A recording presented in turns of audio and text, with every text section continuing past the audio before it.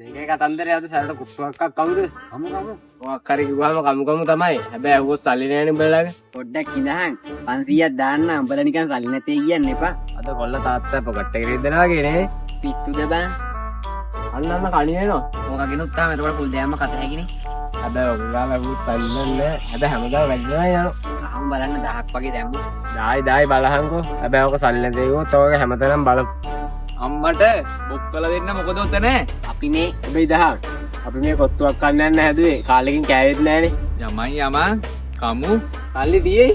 සල්ලිනේ. මම උඹට කිව්වනේ. සල්ලිනේ පොඩ්ඩක් ඉඳහන්. ඔන්න බලන්න මූ 1000ක් දෙනවා. ඔය ගනින්කෝ. සල්ලි නෑ බං 10ක් වගේ තියෙන අවුලක් නැද්ද? 10 ගහගෙනින් පුකේ. සල්ලි නෑ බං. ඒක කියන්නේ නෑ බං. මාත් එක්කම ඵලයන් ඉතින්.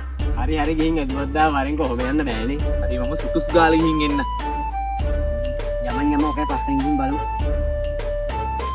උඹ බුල්වන්ද මාව තම්බන්න. ඉල්ලේලා දුපාස්ති බැරිුනේ.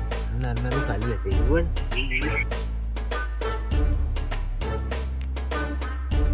මල්ලි සල්ලි නැති ඉක්ුණානේ. ඔය දීදී නෑ අදවද්දා එනවා ගිහින් 5000ම තියෙනවා.